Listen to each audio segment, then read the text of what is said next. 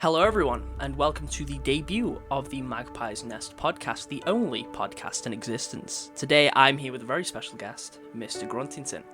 Hello. And we're gonna talk about stuff as you tend to do in a podcast. Now, before I ask you anything else, I do have to ask you probably the most important question you will receive during this entire thing.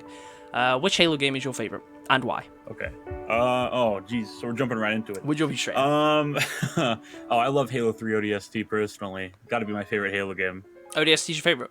Yeah. Oh, definitely. I love the story and I love the atmosphere of the game, and the music's just peak. That's fair. I was like listening to the ODST soundtrack while I was in the bath before recording this. Fair enough. It's just like I'm gonna put the ODST I think I'm a big Halo 3 guy. I love the gameplay of 3, but I love what Halo 3 ODST does to alter the gameplay, and I love the scenarios they put the ODSTs in. Yeah, no, I ODST is great. I can't fault that choice whatsoever. So, for me personally, I think ODST is peak, and then right below it is 3, and then below that is Halo Wars 1. I struggle to pick a favorite. I don't know if I actually have a favorite because I feel like it changes all the time.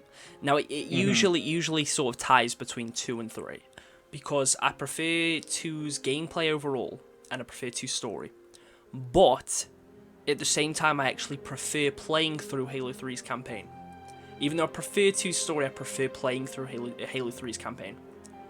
I think Halo 2 level design is like awful, so I understand. I think the gameplay's good. I agree, but I think when it comes to like level design and enemy layout, I think Halo 3 does it 1,000 times better, which is why it's so replayable. Probably is why. I think although Halo 2 has a lot of levels that I do like, it's usually just because of parts of those levels, not the entire level. Whereas like I can look to level like Covenant on Halo 3. Is it Covenant?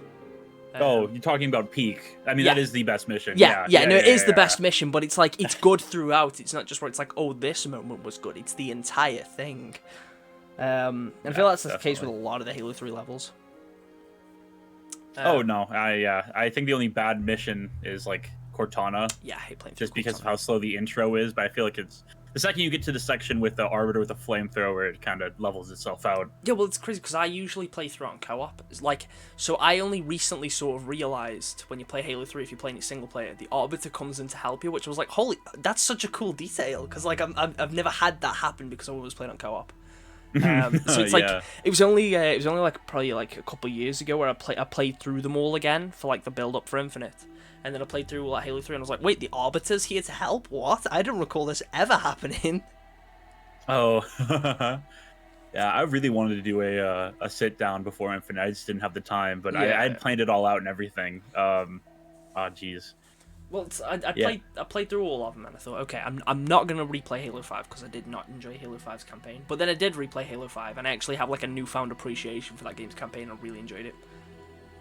I don't know. I'm still mixed on Halo 5. I really enjoyed the multiplayer. Like I have really fun memories of it, but to sit down and play the campaign again, that'll take a lot for me to do. For me, it's just because I think the gameplay is that solid and it does have some like really cool moments. Not in terms of its story, because I do think its story's garbage. Like I think its story's hot garbage.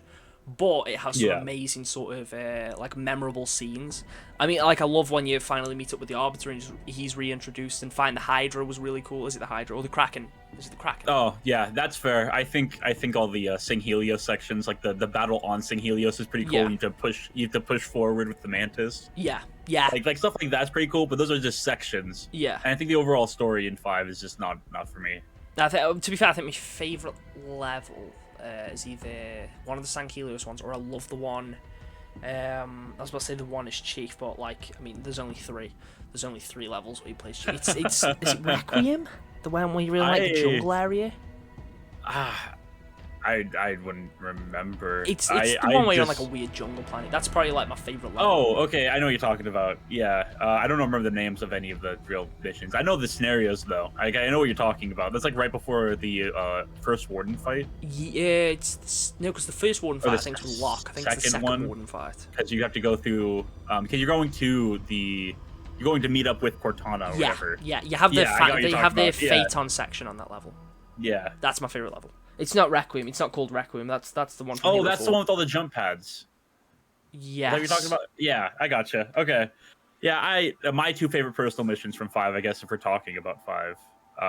is the push section where you have to push through Singhelios with the mantises and all the elites helping you out, and then the Guardian run where you have to go down the Guardian. Yeah, that's actually pretty sick. I like that part's awesome. But that's what I mean. Like, although Halo 5's campaign, like, its story is garbage, it does have some like sort of memorable moments that I think for me they make it worth playing. At least once they make it worth playing through at least once. Oh yeah, I guess that's fair.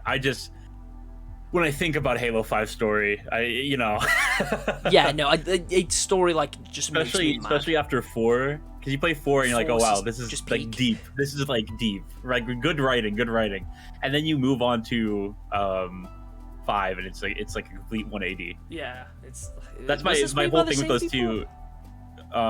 What is that?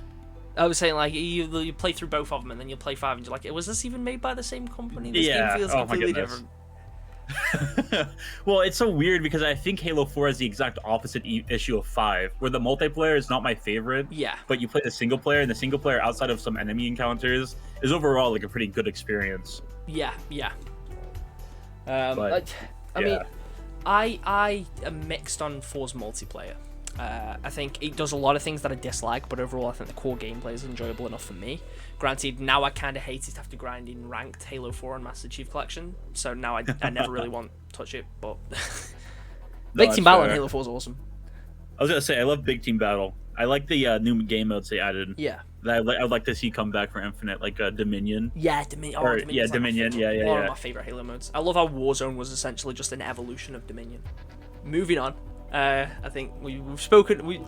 A simple question spiraled into all of that. So, I need to ask you a bit about yourself, about your 3D renders and all that sort of stuff. Oh yeah, I guess I should have introduced myself with that. I'm a 3D artist. I do compositional lighting and what would you say, environmental design. Yeah. The program known as Blender, and I do a lot of secondary work in Photoshop. So what's your history with that? Where did that sort of start? Like your inspiration for it? Okay. All right. I've been prepping this one since you first sent me that little DM asking. So junior year of high school, I'd started taking photography classes. So I was getting really into Photoshop and photography. So a lot of compositional setups and professional lighting setups in photography class, and I did that from junior year to senior year, to which I then made the senior video with all that experience, and that kind of springboarded me off when I graduated to learning SFM in my free time, because all I knew about was SFM. So for that first year, from 2019 to 2020, I was doing lots of SFM. Source Filmmaker, which is like Valve's program. Yeah. From 2007, so it's older. And I was getting really sick and tired of the limitations of SFM. I understand that a lot of really fantastic artists use it, but I needed more. So from SFM, I started learning slowly, because Blender is a lot to take in from SFM. It is a completely, it is. How do we explain that? It's like having a slice of pizza and then being handed 2 whole boxes of pizza. I don't know a better. I don't know how, like, a better description. It's like you were handed tools before, but now you have the whole carpenter set, and you're told to chisel it to stone. And so I've just been learning from there.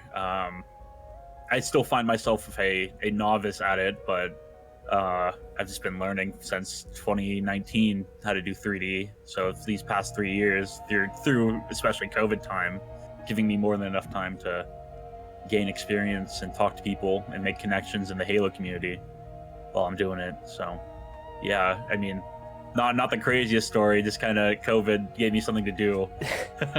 I mean, from what I've seen, you're very, very good at it. Oh, thank you. Some of the ones you've done are insane. I mean, some of your more recent ones are really good as well. Obviously, you did the one yesterday. Well, you did it last night for me of the 2 sponsors at Comic-Con. Yeah, I went really down. cool. Me and my girlfriend went down to Comic-Con. I saw 2 people in Spartan cosplay. I was like, oh, sick! This is top tier. So yeah, I thought I'd make some renders. I've been a little slow recently, but there's some stuff in the background I've been working on. And you do commissions and everything as well, don't you? Yeah. Oh, I keep my commissions up. Yeah. I'm a little slow at the moment, but I'm getting there. I'm getting there. The best way to put it. Yeah, I mean, it's been fun. One thing that's been really fun is just I'm a big Halo guy, of course. Very evident I'm on here, and I talk a lot of Halo on Twitter and everything. But it's been awesome these past 3 years making connections and talking to people in the Halo community I had never thought I'd be able to talk to. You've done so I don't know where to go on from here. Don't worry about that. You've done some Destiny ones as well, haven't you? Yeah, I have. I used to play a lot of Destiny before. I needed something to do outside of Halo. So outside of Halo, another sci-fi shooter sounded like a good idea. I really enjoyed the first Destiny. Yeah, I'm a massive Destiny 1 fan, and I love Rise of Iron. I never played any of the DLC. I'm assuming that's one of the DLC. Yeah, that's one of the DLCs. I probably would have, but by the time I completed the main story, I found that the game had gotten really repetitive, and I was kind of sick of seeing like a lot of the same environments and stuff. Yeah. So although I really enjoyed it, it wasn't really something I ever intended to jump back into. And then Destiny 2 went free to play, and I was like, okay, I'll actually give this a go, because like I did not care about it when it first came out, but then it went free to play, and I was like, okay, I'll give this a go. Played a little bit of it. I played a little bit of it, wasn't really interested, and then they added all the DLC to Game Pass, and then I was like, okay, I will give it another go. And I played through all of whatever the newest DLC was at the time. It was the one with like the ice crystal abilities. Oh, it's Stasis. Shadowfall or whatever it's called. I completed that. Still have not completed the main game, I think. I just completed all of that and then stopped playing it again. But I've started playing it again recently. I mean, the trailer that they did for the new DLC looked pretty cool. It drags you back in. Bungie does it, dude. I don't know how they do it, but they drag you back in. I played Destiny 1 a ton, like a ton, and I expected Destiny 2 to be like more Destiny 1. Of course, it wasn't. When I was hopping into year 1 for the Red War content, I found it very lackluster, and I was very disappointed. So all that shame that I felt, it really drove me off. Yeah. And I started just replaying really old games instead, because I didn't know what else to play. So I'd driven off and recently come back to play a bunch of Destiny 2 when the Queen came out. Yeah. Well, I think the problem I sort of had was, none of my mates were really playing it. Like every time I've jumped into Destiny 2, none of my mates have really been playing it. But now they are, so it's like, okay, I've actually got people I can play through it with. So I think that's helped me enjoy it a little bit more. I mean, I don't dislike the game. I think it's fine. It's just there's a lot of other games I'd rather play, but actually having people to play it with, I've like enjoyed it a lot more because of that.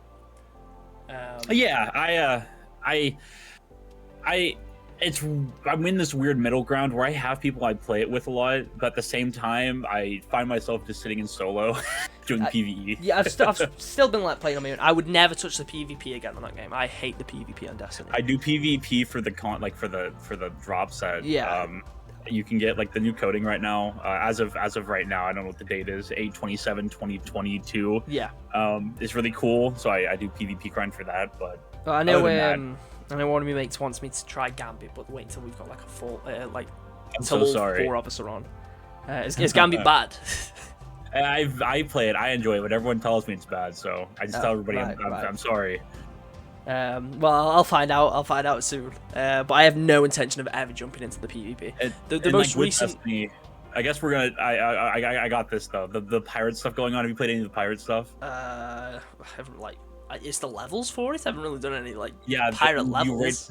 You can plunder ships. You pirate. You do scuttles. Oh, then I've not done any of that. Alexi scuttles. We gotta try them out. They're super fun. Oh my goodness. Actually, my favorite season right now. So I guess we can get back on topic here. MCC recently had a informational drop. Yes. How do you feel about that? How do you like the new armor? I'm a big armor guy, and I kind of like the Gundam stuff. I love the new armor, and the fact that it's for Halo 2 Anniversary is even better for me. Or at least some of it is. That's my upside to it, because people will be like, oh no, it doesn't look like Halo. I'm like, it's okay. It's being put into like the least played Halo. Yeah, we're all good.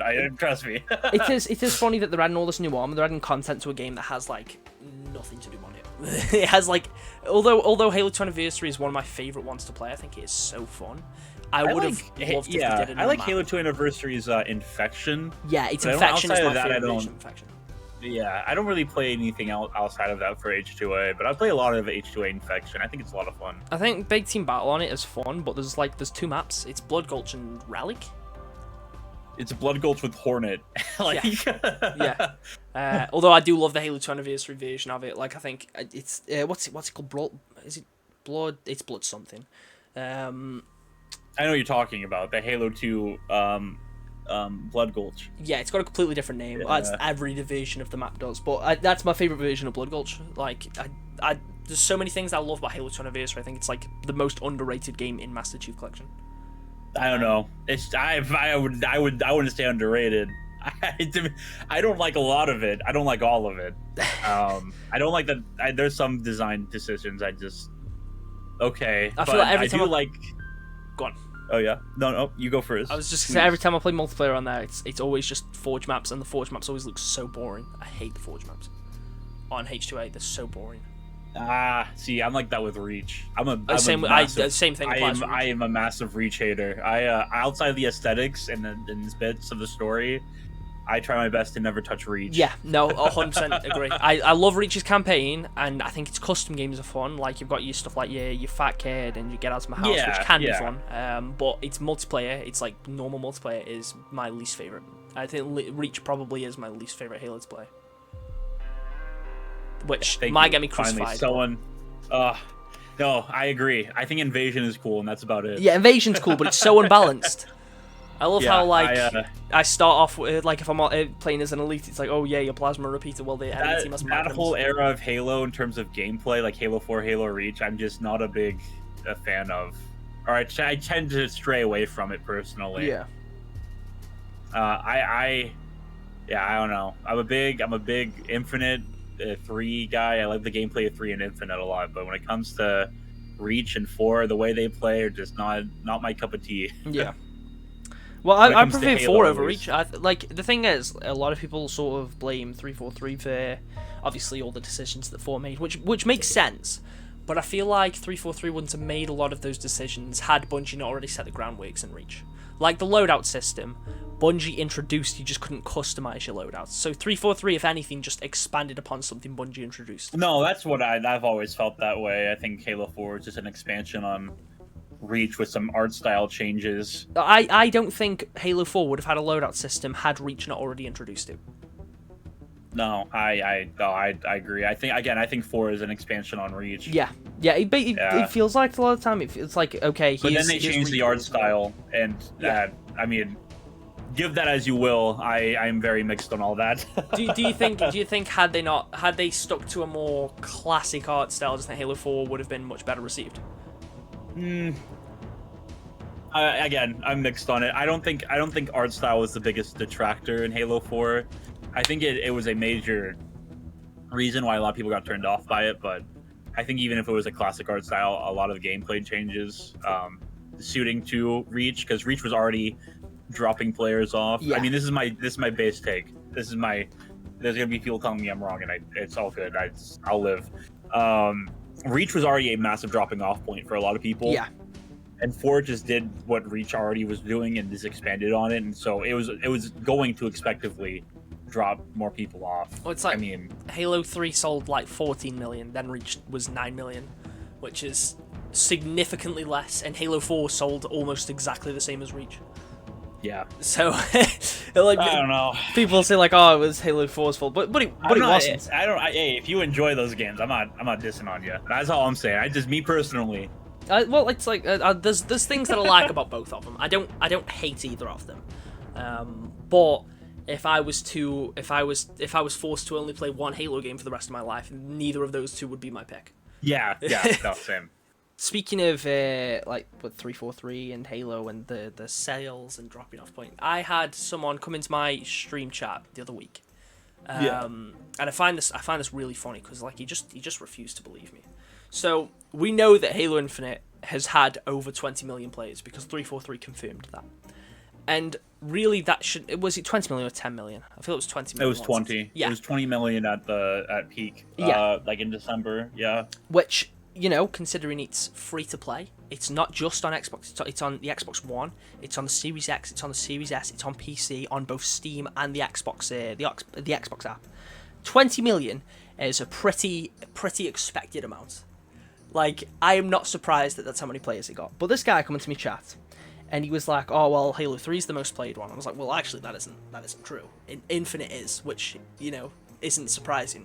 I was like, "That doesn't necessarily reflect in like campaign sales, but overall, Infinite has technically been the most popular in terms of its player count because it's free and it's been available on more platforms." And he was like, "So you're trying to tell me that Halo Infinite had more players than Halo 3?" And I was like, "Yes." Not only is gaming more popular now, not only do more people have access to it, the game is free. Why are you surprised? And he was like getting really mad at me, and he was basically just like saying like he was calling me like a shill and all this, and I was like, how am I being a shill for literally? That's definitely a case of like nostalgia over fact, because Halo 3 was big. It was a huge game at the time.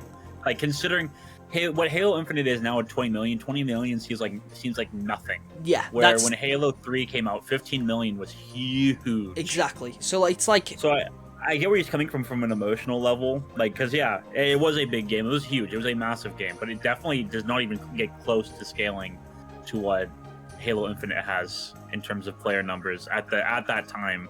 It's like if Halo Infinite had less than 20 million, if it didn't reach that point, that would honestly just be shocking. If anything, that would be embarrassing. 20 million should be expected. The game's free, and this guy was just baffled. He was so mad at me. He was so angry at the fact that, like I said, Halo Infinite has more players than Halo 3, which it does. That is like statistically correct. Talking about launch numbers, yes. Yeah, talking about not like now, but like launch wise, yeah. But it's like he just refused to believe me. I was like, the game's free. I don't know what else to tell you. Like, it should be expected that the free Halo game that is available on way more platforms has more players. That should just be expected. That's okay. I think it's just I mean, duh. Yeah, agreed. I feel like when it comes to Infinite, there seems to be sort of you have your two extremes. I mean, to be fair, you do with anything, but with Infinite, you have your two extremes. You have those that are like super overly negative. They hate absolutely everything about the game because of the poor conditions it's in. It's like, oh well, that means everything's bad.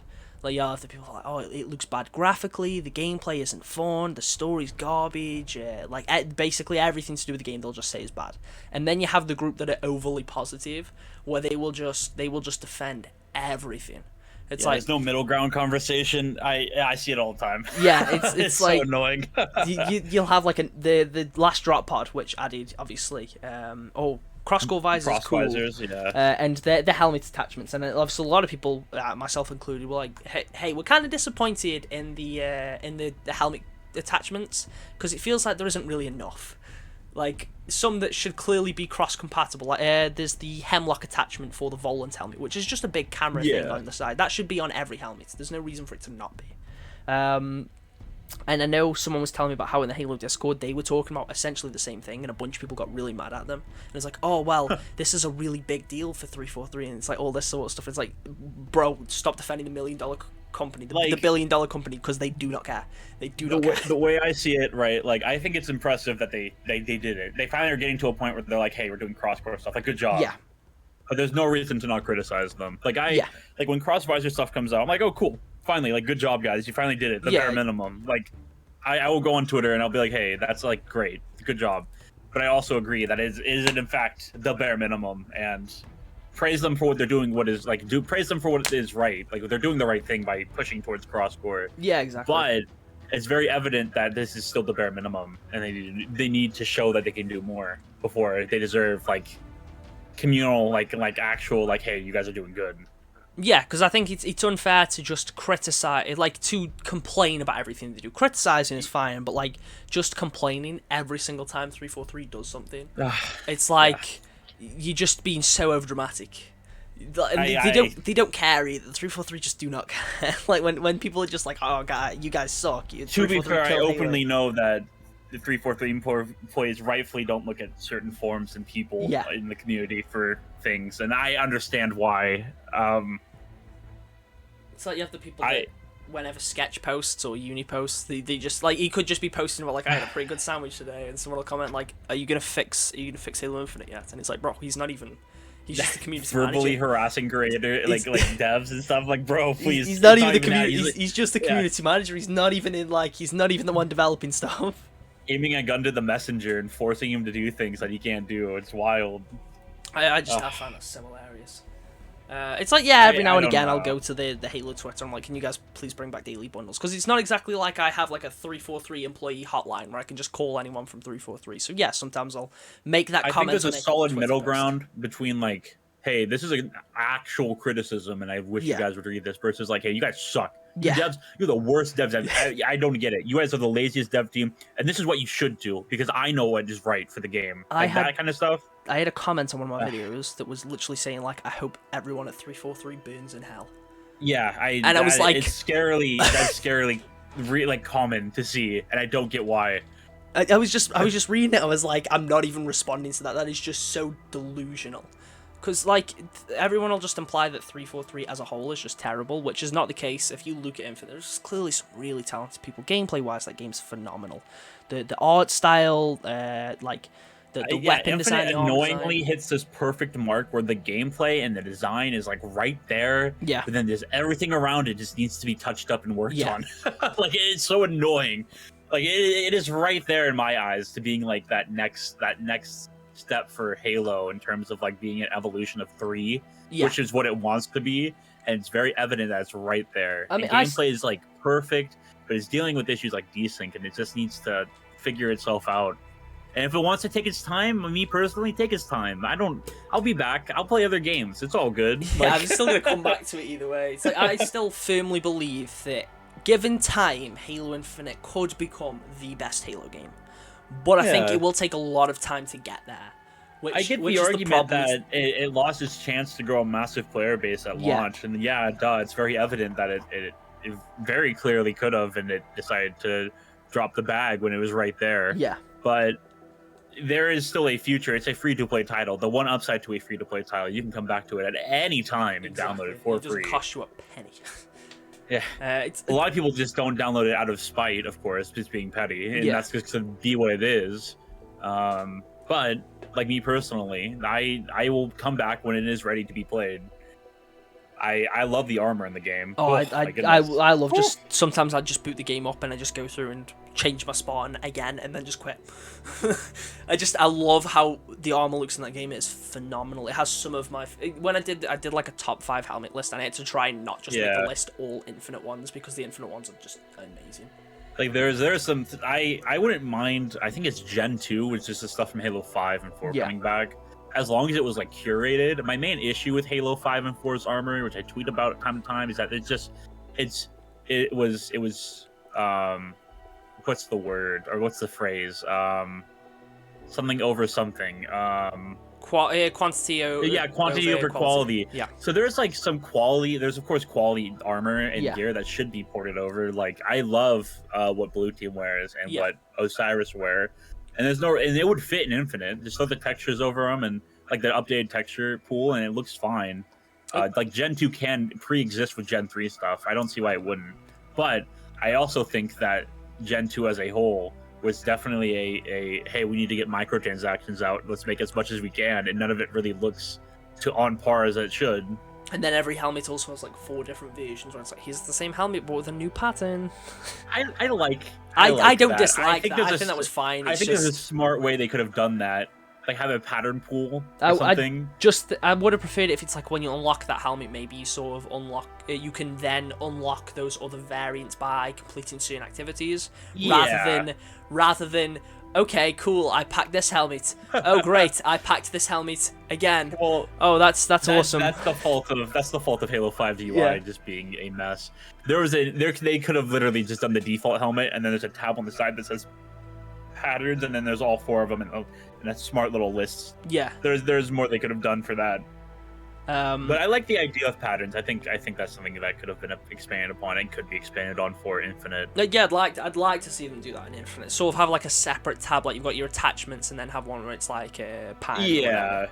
That are all earnable via like gameplay or something, just so people have more options for customization. Because I feel like that's a big issue with Infinite as well.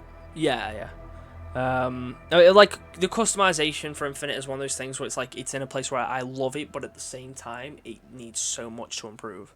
When crosscore comes around, at the minute I say this a lot when I'm streaming. It's like you can tell which players are playing for free and which ones have spent money on the game, because although there is still a good chunk of free cosmetics, a lot of them are either late tiers in the battle pass or they're locked behind events.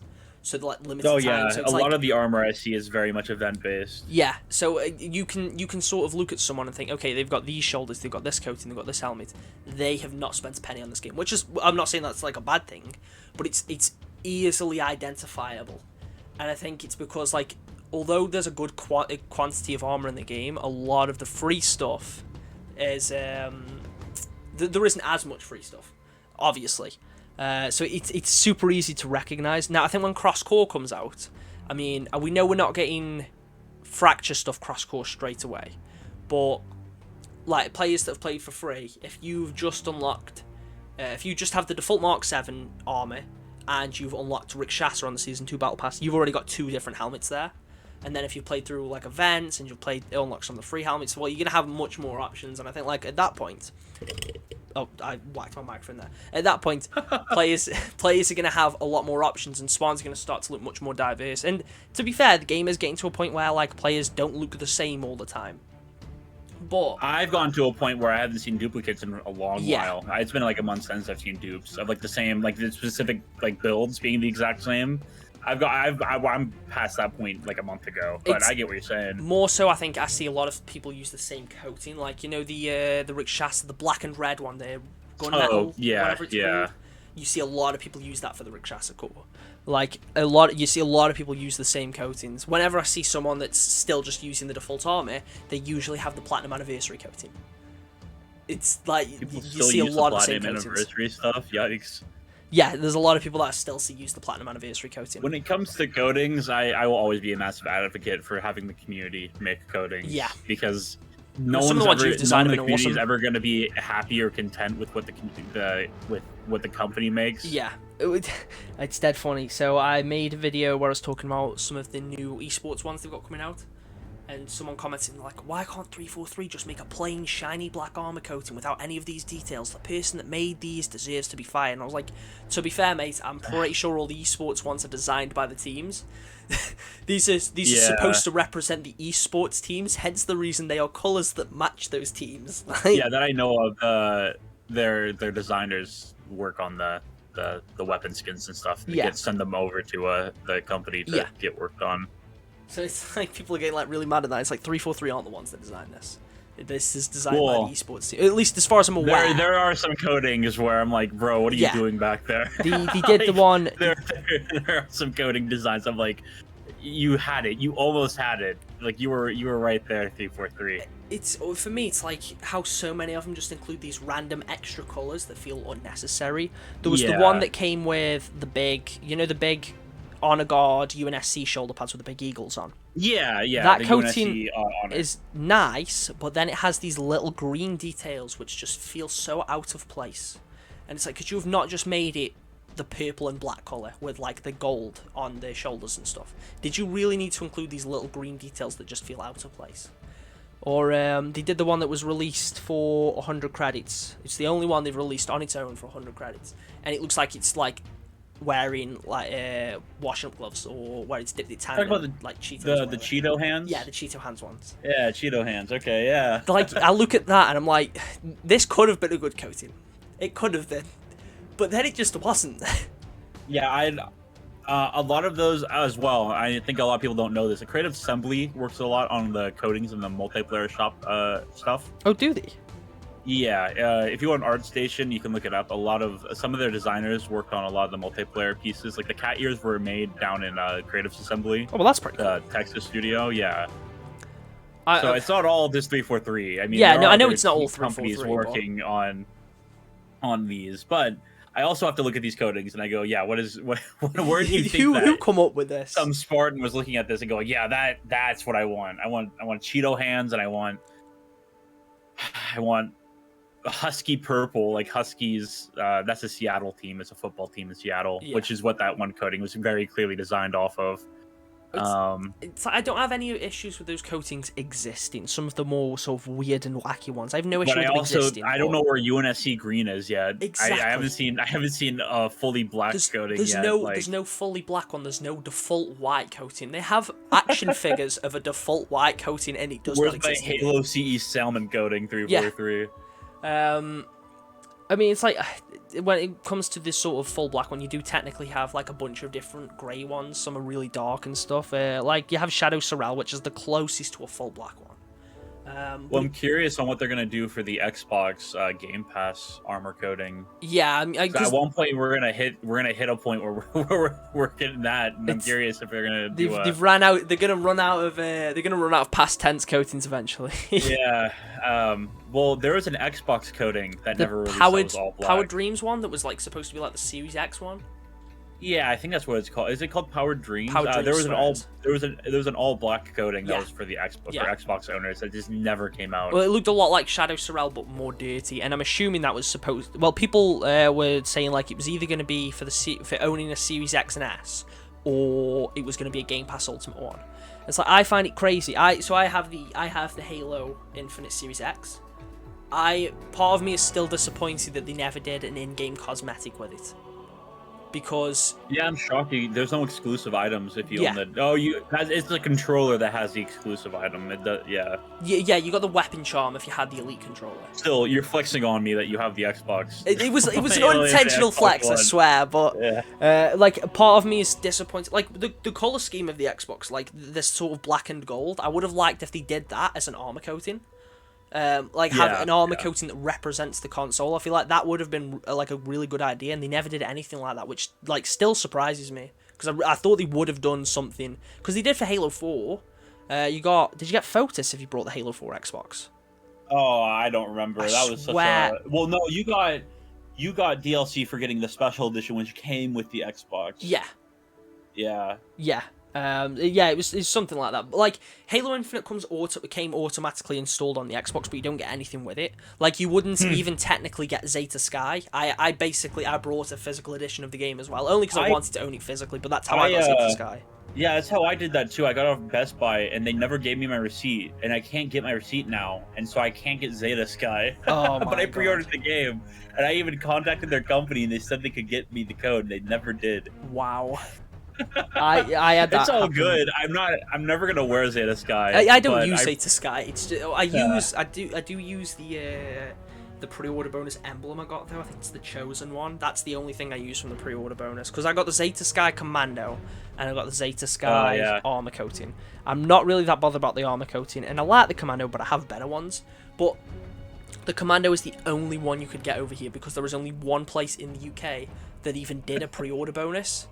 And EB Games, my beloved. It's like everywhere in the, like, I don't think it was just in the US, but like, it didn't like Target have a different weapon, and Best Buy had a different weapon. Like you could get it for the assault rifle, the battle rifle. Well, we just had a collected bundle. We didn't do specific weapon drops. We just had a giant bundle you could get specifically from Best Buy. Right.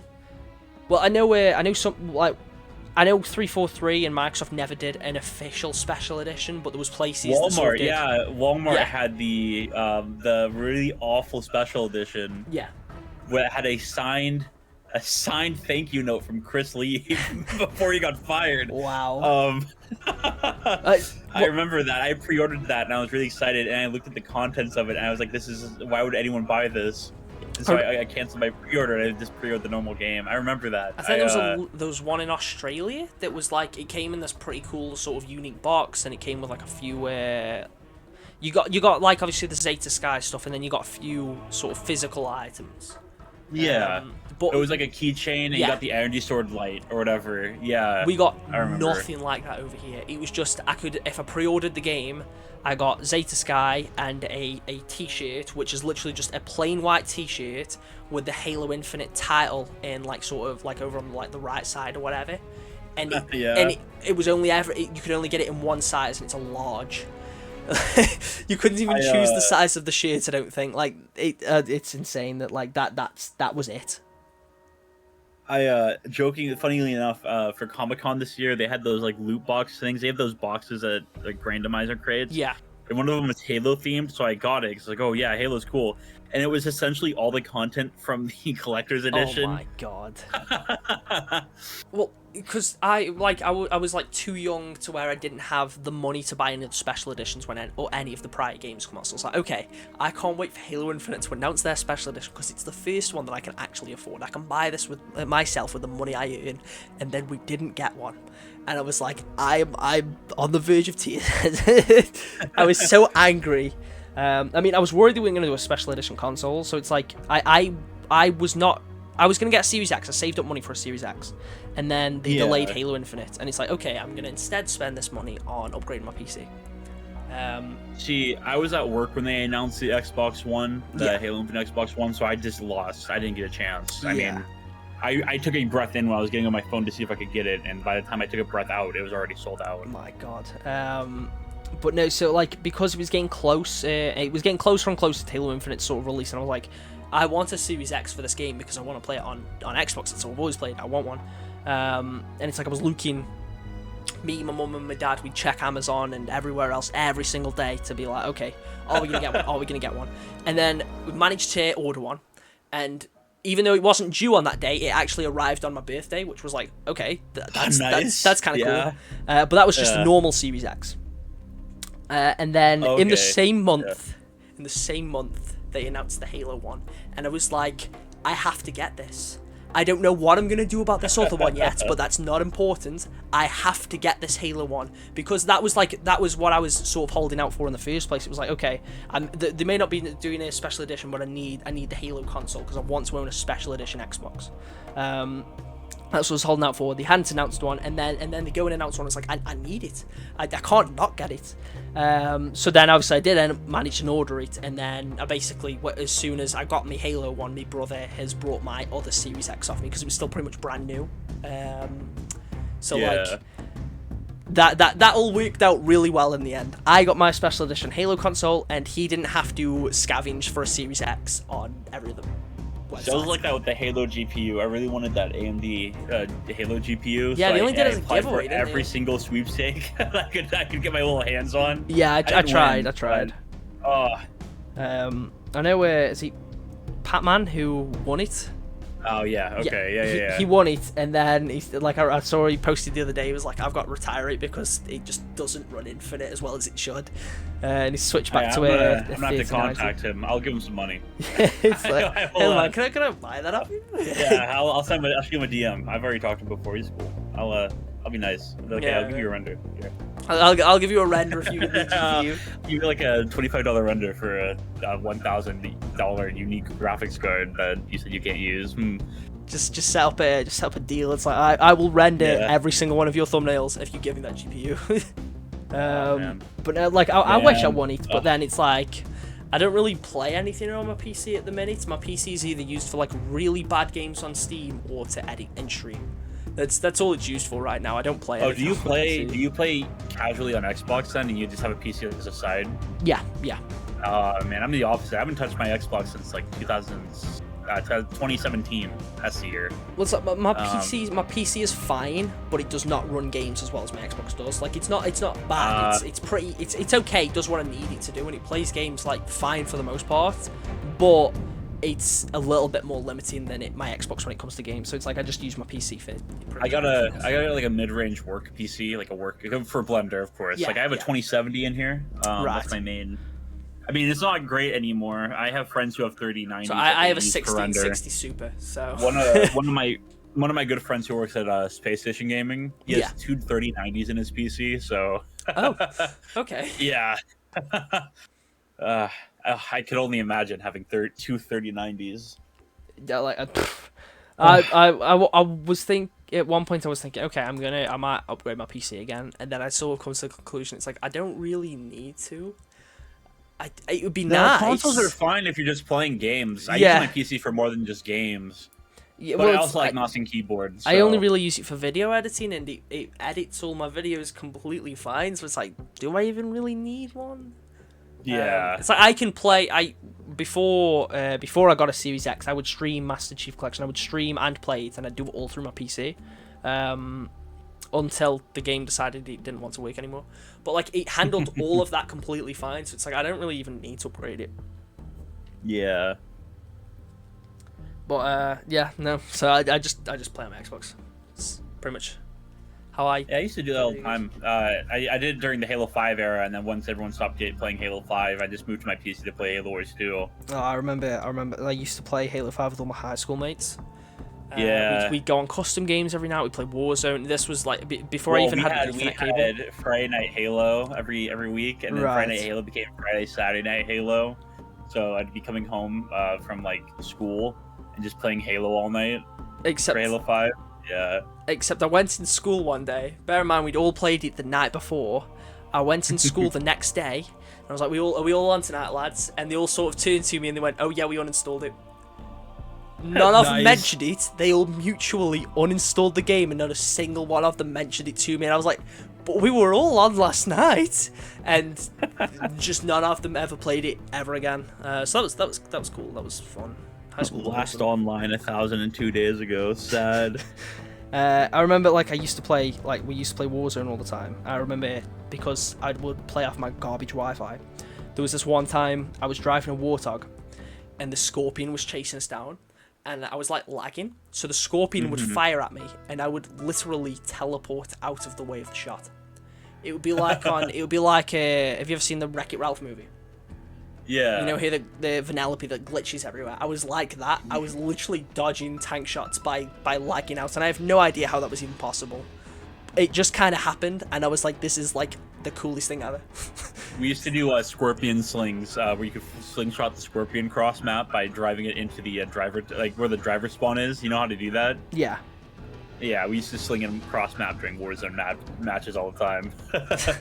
Warzone was immense. Like I really enjoyed playing that. I wish. Warzone is 10 out of 10, man. the reason I wish, I still hope that they'd bring Halo 5 to PC at some point, because one of my mates who only ever plays on PC, I actually think he would love Halo 5 because his favorite Halo game to play is actually Halo 4.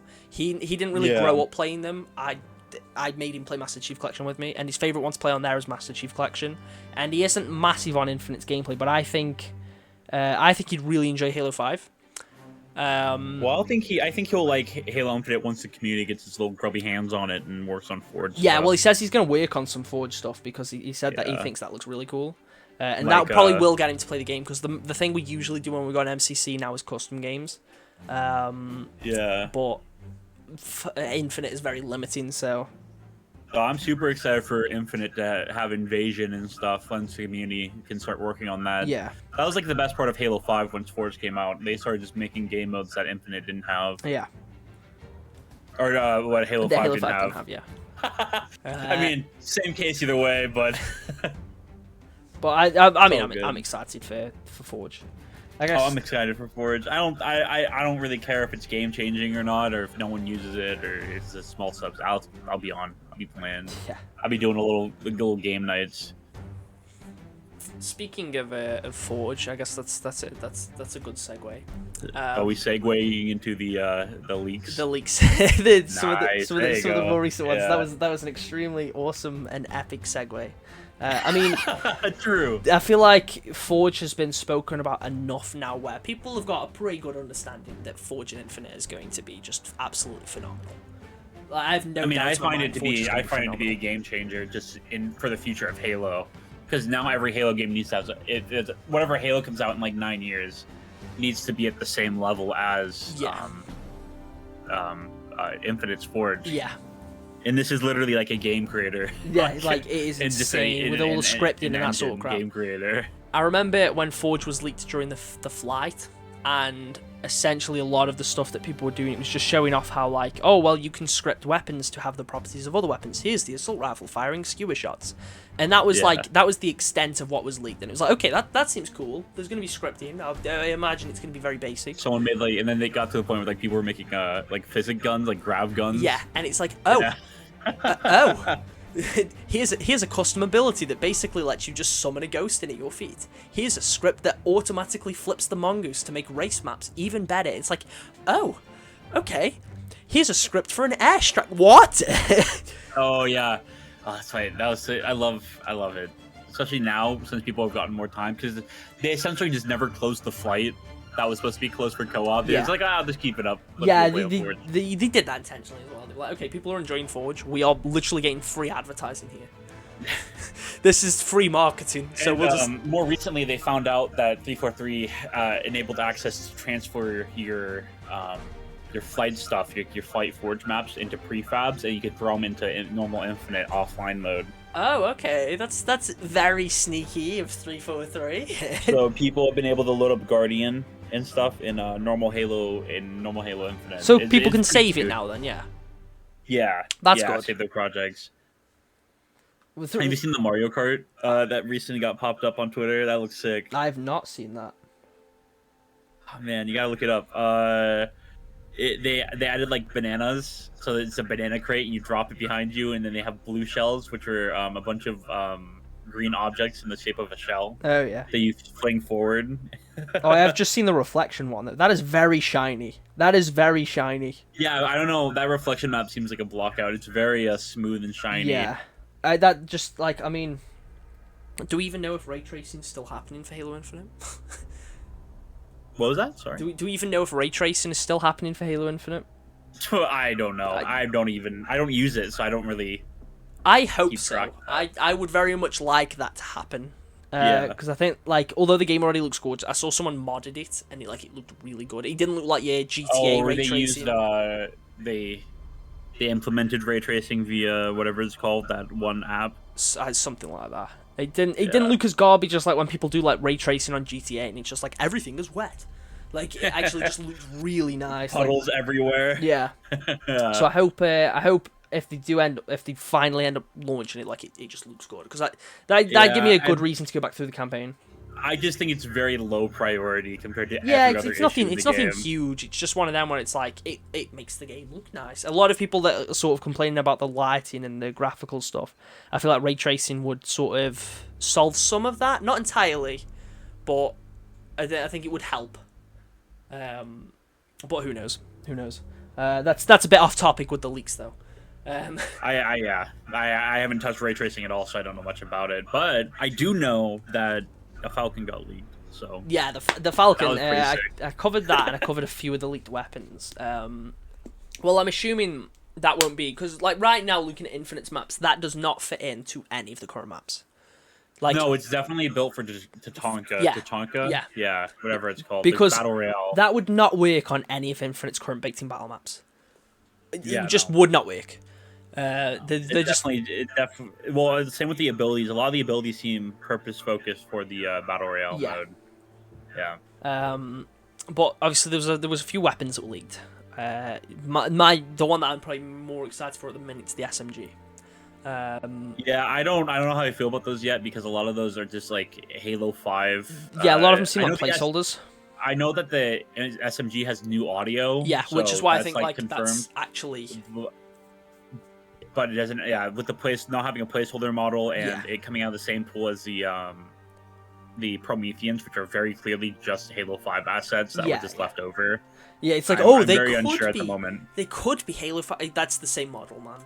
That's literally all the Halo 5 stuff. Yeah, no, I see tweets where people are like, oh, that's it, dude. They're coming. I'm like, no, that's very... You know, Halo 5 Blue Team is also in Infinite's file still. Like, I don't know. But, well, I know the SMG sound files and the beam rifle sound files were leaked the same day, and they were a bit before the Prometheans and stuff were leaked.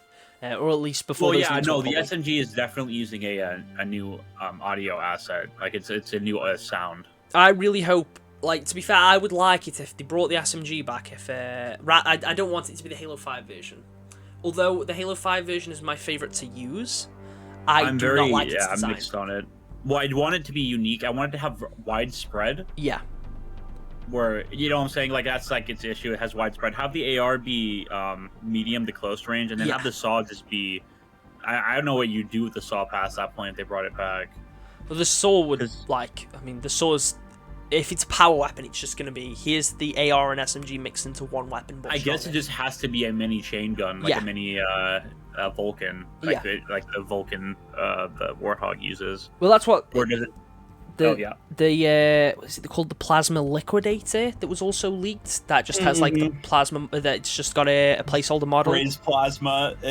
that's just the handheld. Well, that's either going to be just a miniature version of the plasma turret, or that's essentially going to be the new plasma rifle. Yeah. But like, I mean, a lot of we've seen a few old guns are coming back, and then there's been some cool new ones. So we know we're getting a double barrel shotgun at some point. No, I don't know. That double barrel shotgun's been around since the first flight. Has it? Yeah. It was one of those concepts I think they thought would be a cool idea, but then got scrapped very early on.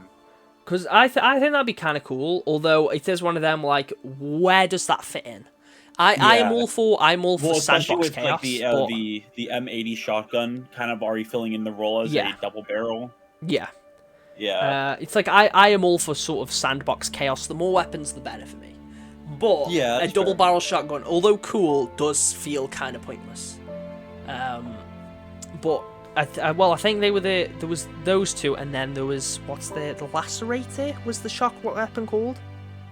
I haven't looked at all the weapon leaks, so you're telling me new info. the big banished assault rifle, like shock weapon, whatever it was. Oh, okay, yeah, the thing with the big bandolier barrel. That looks so cool.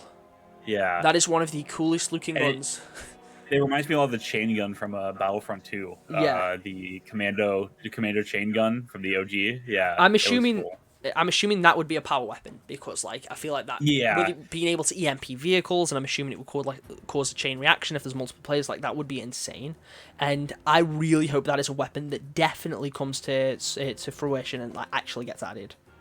And then they made the DMR awesome. They actually made it good and worthwhile. So someone on my Discord was like, "Oh, it needs the scope," and I was like, "Well, not really. You have the commando, you have the battle rifle, the stalker rifle. No, it does not need the scope." I think they made good changes to the rifle. I'll be honest. But they're like I'm excited for the DMR. Like as the first new weapon, I feel like I would have preferred something else rather than another kinetic precision weapon. But a new gun's a new gun. And that's sort of it for me. It's also like, supposedly a tier 2 weapon. Yeah.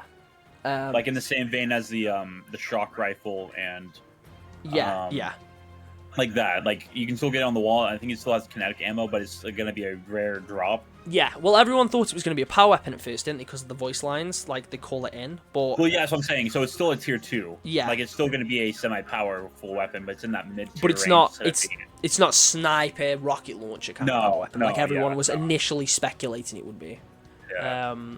I mean, I'm essentially just assuming it's going to function a bit like the campaign sniper variants, where it's got, obviously it's not exactly the same as that, but that has like 10 rounds a mag, and it's got like a quicker rate of fire, but it doesn't do as much damage as the sniper. It's 15. It keeps the same as the Reach DMR, where it's 15 rounds or whatever. Yeah. But it looks good. I'm like really excited to try that out. It's like all the leaks. I'm assuming some of this is obviously coming with Season 3, so it's like, okay, I'm actually excited for Season 3 now. Like, I mean, Forge is coming, and that's all I need. I mean, once Forge comes out, I mean, people will just make their own custom guns and everything. But now, like, yeah, there's a lot of cool stuff. I feel like I'm rambling on a bit now, but there's a lot of cool stuff coming with Season 3. Yeah, there's a lot of cool stuff that's coming. And the whole thing with Halo Infinite is that it's a big waiting game. Like, cool stuff is coming. You just have to wait. I hope some of the other leaked weapons come during Season 3, if not straight away, like at some point. Because there was that, I don't know if this is ever going to get added now, but it's like, it seems nearly finished. You know that Forerunner sidearm pistol? Yeah, the Ardent pistol, whatever it's called, armament pistol. Yeah, because the leaks for that have resurfaced, and it's like, although its animations aren't finished, for the most part it has them, And it's like, that gun seems so close to completion. Surely it would not be that hard for 343 to finish it as like sort of a mid-season 3 update. Well, it's a completed model. Yeah, and everything. exactly. It even has a toy. I think I have the toy. Yeah, like they released the prop before the game come out. It's like, why is this not? Because I'm assuming that would have been the weapon. You know, the shock rifle sentinels. I'm assuming that's what they would have used. Yeah, that's what they were gonna have. Yeah, that's what I was thinking. And I think if they ever release that pistol, they should just make that change, because I don't really think anyone's going to be annoyed about that, especially considering Doesn't it just work like Void Steer? Yeah, pretty much. Yeah. Just on a slightly weaker scale. Well, obviously a much weaker scale, but like, I think if they just made that change and just because it's like, it's a hybrid of like the bolt shot and the Void's tier. That's what it looks like, at least. So I think if they just made that change in the campaign, because I'm assuming any other weapons they add, if they are to get added in Infinite's base campaign, it'll be through the Valor system, and it'll just be, oh, you've unlocked this much Valor, you can now summon this weapon in your base, rather than necessarily give it to the Banished. I think that's how they'll add it. But I feel like with the Sentinels, if they gave those other Sentinels, rather than the shock rifle, just change it to that pistol, I can't see anyone being mad by that. Because everyone hates the fact that Sentinels are using a banished weapon. It's not explained, it makes no sense. Just change the weapon. You don't get it, they're evil. They're all evil now. They're evil, so the Banished just manufacture them. Yeah. It's such a... Yeah, I don't get that. I guess that's just something I didn't think about, but... Well, why is a Sentinel using a banished weapon? It makes no sense. Yeah. So I hope if that gets added, they make that change to the campaign. It's not necessarily something that is completely necessary, but I think it'd be appreciated. Yeah, I'm like that with a lot. I'm hoping there's more campaign quality of life stuff, but I don't know. I that stuff I genuinely don't know about. I know a lot of multiplayer stuff that we added. I love how co-op just hasn't been mentioned. It's supposed to be out this month. I think I don't know what they're doing with co-op. I know there's supposed to be information as of today when we're recording. It's supposed to be information like this upcoming week. Yeah. Yeah. And I'm assuming that they will mention it. There'll be like a blog post of like, so some eagle-eyed fans may have noticed that co-op campaign did not release this month, even though we said it would. Unfortunately, we had to delay it. They're not delaying. I don't think they're gonna delay co-op. Yeah, but it was supposed to be August, wasn't it? Yeah, but I think they are going to drop it with Forge. They're just going to do a massive drop. No, but that's what I mean. Like, it's been delayed already, hasn't it? Because it was supposed to come out this month. Well, yeah, but I'm just saying, like, I think that would be a better idea. Just if it came out, if they did this massive drop pod update where it's like, here's co-op campaign, Forge, here's some quality of life improvements for the multiplayer. Yeah. If they added cross-core coatings with the same update, like, that would be huge. Well, the Sketch also openly stated on Twitter that they want to do more updates. Like, they've been radio silent and they're ready to like actually talk. Yeah, I saw about all that, which is that's exciting. It's like, okay, we're finally nearing a point. It only took them 6 months. It only took them like, well, it's year. what, 8 months now, 9 months. Yeah, it's like almost a year, but the game is finally getting content. Yippee. It's finally getting content that they're open to like discuss about, which is what excites me. Yeah, I like it when devs talk. I like leaks are cool, but I personally am a big fan of like devs showing their work when it's ready. I think the reason even though the waiting game is so hard. Yeah, because they were sort of early Infinite, like before Infinite's launch and sort of early Infinite, they were communicating, but I think it just reached a point where everyone, like, no matter what they say, people would just dunk on them. So it's like, okay, we're taking a break. We're taking a break. Yeah, there was no reason for them to not go heads down, even at the detriment of leaks. Yeah. Like, that everything leaked. It was better for them to just head down to work and not worry about trying to showcase stuff. My main issue with that sort of stuff, like, at the minute, I mean, these are all like minor things, but it's like sort of how inconsistent 343 can be with the statements. Like for season 2, someone asked Uni on Reddit about the daily bundles. He was like, "Hey Uni, are they gonna bring daily bundles back?" And Uni was like, "Oh, basically the reason we're not doing that is because we want to provide new content every week." The same day he said that, they had the first repeats of season 2 on the shop. So it's like, okay, you say we can't have dailies because you don't want to repeat content, and you've just repeated content. But I mean, the whole thing with campaign co-op, they want to specify a proper date. They say around. Yeah, so. Like, oh, it's. I don't know. I think that's kind of smart. I guess trying to. It's to try and cover your back, but like, if you are going to say like, oh, it's around this month, people are going to expect it to be that month, regardless. Yeah. Even if that's just an estimate, people are going to expect it that month. So like a lot of people right now are obviously rightfully annoyed at the fact that 343 have been completely radio silent. It's like, oh, it should be coming this month, and they've said absolutely nothing. I'm just annoyed because I didn't buy the game yet. I want to play co-op. Yeah. Yeah. Oh yeah, I should get co-op for free because I played the game for. I played the game when it came out. Remember that? Yeah, I played the game for $1 when it came out, so I should get co-op for free. Only co-op though. One of the most brain-dead communities on the planet. hey! I said we as in myself included, so... Nah, that's fair. I know what... I don't know, I think there's a lot of creativity in the Halo community, and that's 100%. Why it's so hard for 343 to even... Because in reality, we've gotten to a point where a lot of these people who've been playing Halo forever can just make their own things in different engines. Yeah. So it's a lot of like, oh, look what I can do, and 343 can't do anything about it. So the Halo fandom, like in my eyes, is very similar to the Star Wars fandom in the sense that, like, you know, you've got some great people that are super creative, and you have those that are extremely toxic. But no matter what, Halo is always going to have fans, no matter what. Yeah, and it's always going to have a pretty strong fan base. It's like some people will say, like, oh, Halo's a bit of a niche audience, which isn't really true. Compared to something like COD or Fortnite, yeah, sure, it might seem like a bit more of a niche nowadays, but Halo is always going to have a super passionate and quite a super big community. It is one of the most iconic games within the gaming industry. Well, it's just a side effect of being around for 20+ years. Yeah. It's just... And having different studios have different ideas, it's going to create different groups, and that's just how it is. Regardless of the state that it's in. Response to that is what determines things, and of course, it being social media and the internet is not always going to be positive. Yeah. So you just have to find those pockets. I think regardless of whatever state it's in, Halo was always sort of going to be Xbox's flagship game. Like, even if it's not necessarily the game that Xbox put their focus on. I think it's important for Xbox to expand and find other things in Halo, but Halo will always be there. I think Master Chief's Master Chief is essentially to Xbox what Mario is to Nintendo. He is always going to be their mascot, even if Halo isn't their main game.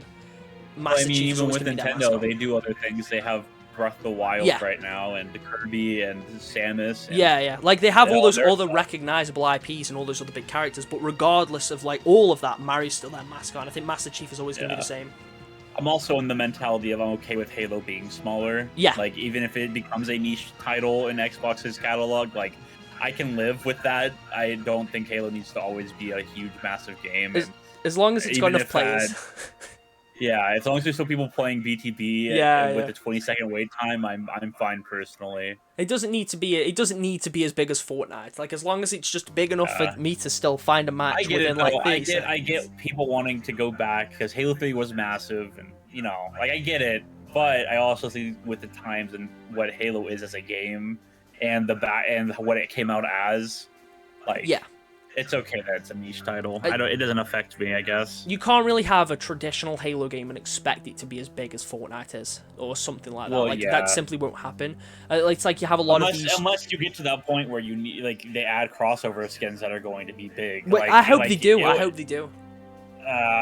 I'm mixed on that. I think there's a good middle ground with that. No, well, like when I sort of say they want crossover skins, obviously it'd have to be sort of redesigned slightly to fit into Halo's art style.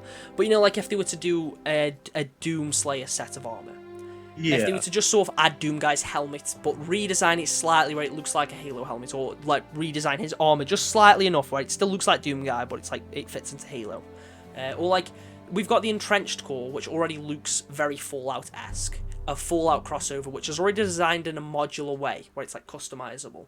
A Fallout armor core, like a power armor core, would be a cool crossover.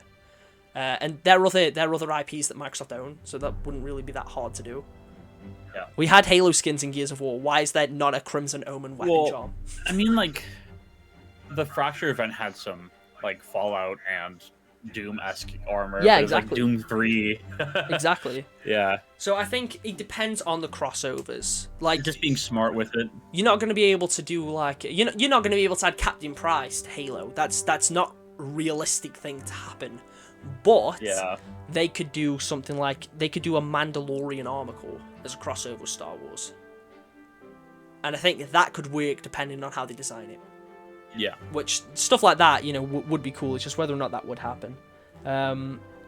But now I feel like it's one of them. You've got all these sort of hardcore nostalgic Halo fans that whenever they hear anything like to do with new game modes or new ideas, they instantly shut it down. It's like, okay, a Halo Infinite Battle Royale would be awesome. And it's because it's the argument of Halo 3 was successful and Halo Infinite isn't successful right now. So go back to the successful thing. Yeah. Which wouldn't, I don't think openly, I don't think Halo 3 would work.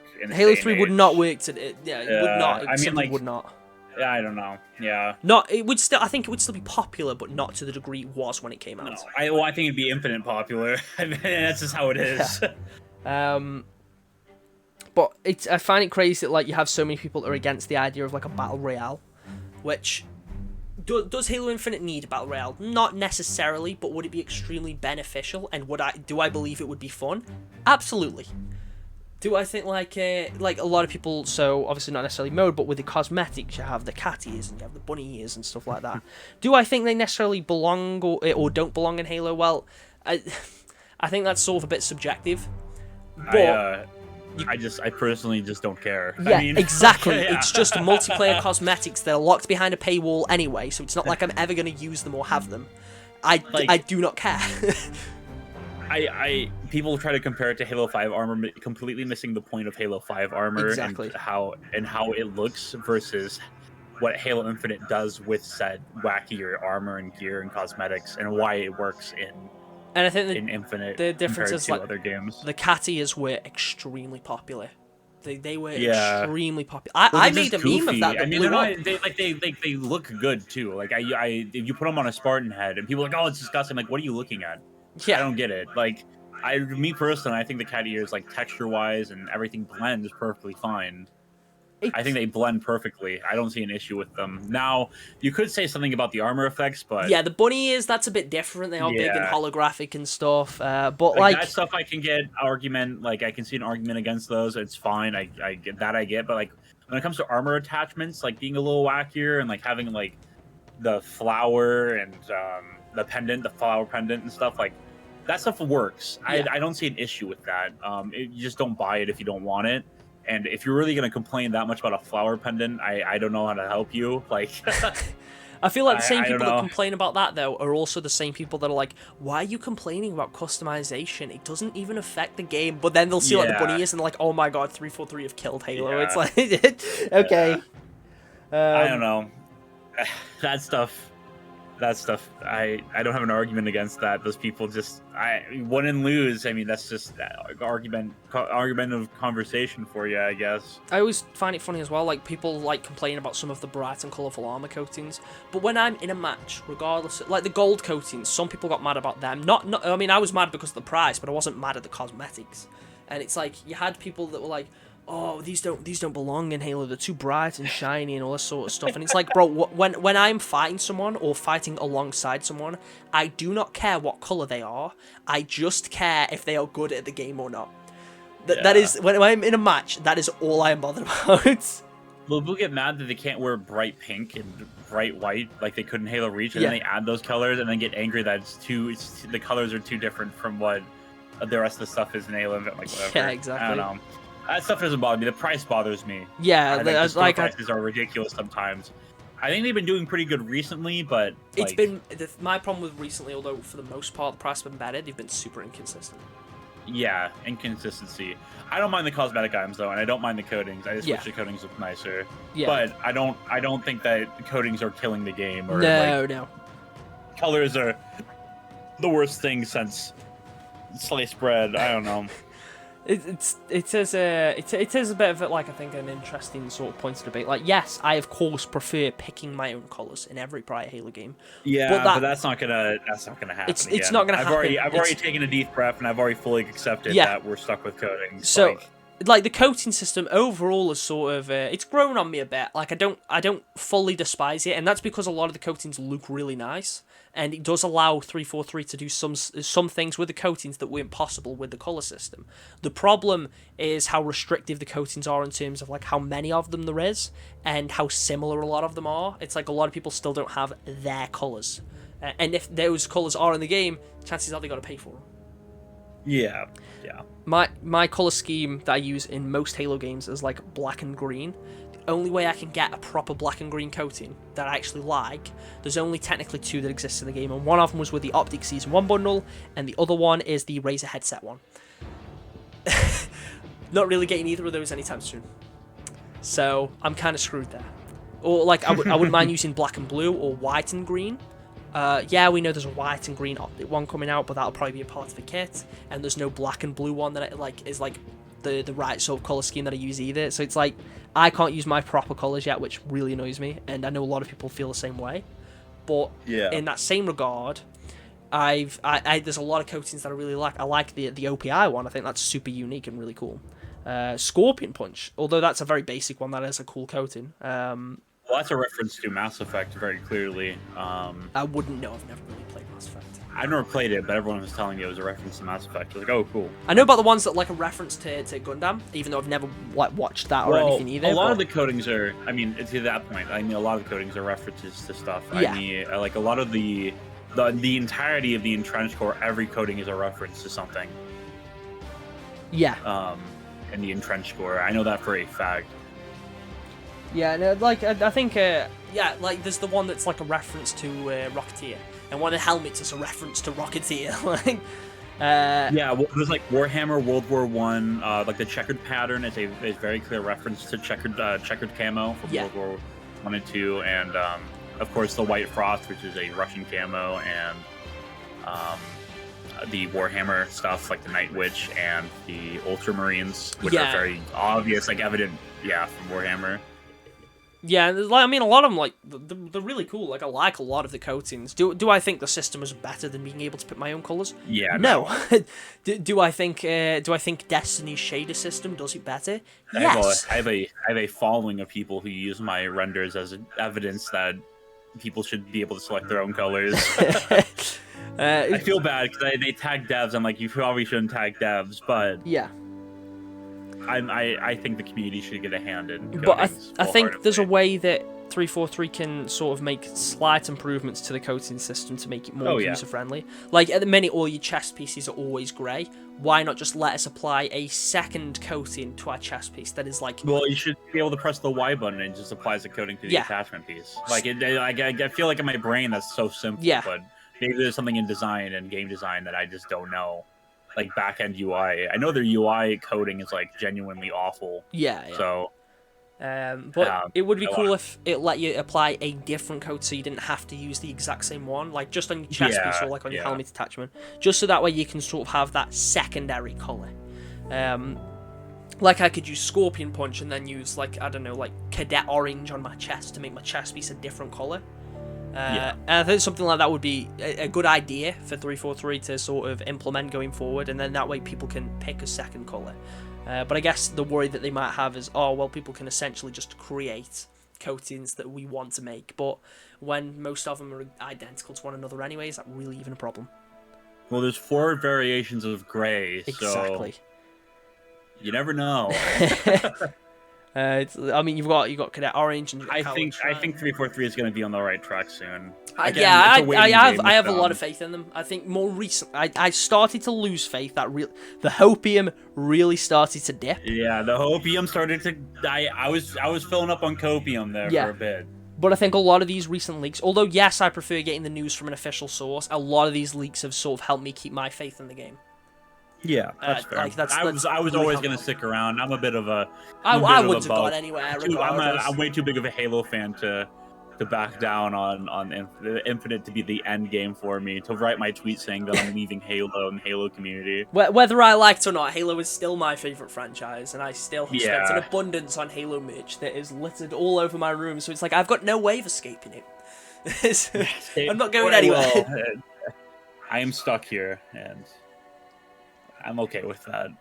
But I'm okay being stuck with Halo. It's all good. Even if the next Halo game is something I totally don't want, I'll still be playing it. That just is what it is. I have that little consumer brain in me. It's like the next Halo game's like, hey, here's the Reclaim It Era art style again, and everyone is for the default armor is Seeker. It's a card game. It's like Hearthstone. Yeah. I would like more Halo spin-offs though. I'm a massive Halo Wars guy. Yeah, so I love Halo Wars. I would love more. more Halo spin-offs. Not even just like Halo Wars, like a variety of different genres. If they made my big thing is like they should just make if they want to make money, they should just make a Halo Wars card game, like in the same style of Clash Royale. Yeah. Then they use the Blitz system. Yeah. Use the Blitz cards. Yeah, I mean that's what it felt like. It's right there. Just make that a mobile game. That'd be sick. Yeah, let's call it Halo Blitz. Literally, it's right there. That's your whole. That's $1 million right there. But I think that's a good place to wrap this episode up. This has been very fun, very different. It's good to just talk about stuff. Kind of dribbled off a little bit there, but it's all good. We had this whole thing planned, and I feel like it has not gone to plan at all, but it's still worked out really well. Yeah. But no, this has been very fun. Thank you, Gruntington, for coming on. Yeah, thank you for letting me hop on. I will leave a link to your Twitter in the description of the podcast. That is all my social media, so that'll work. So people can go and check you out, which I highly recommend if you want to see some amazing Halo renders, or if you want to commission one, that's an option. Yes, thank you again. Yeah, thank you. But yeah, thank you for watching, and I'll catch you all in the next one.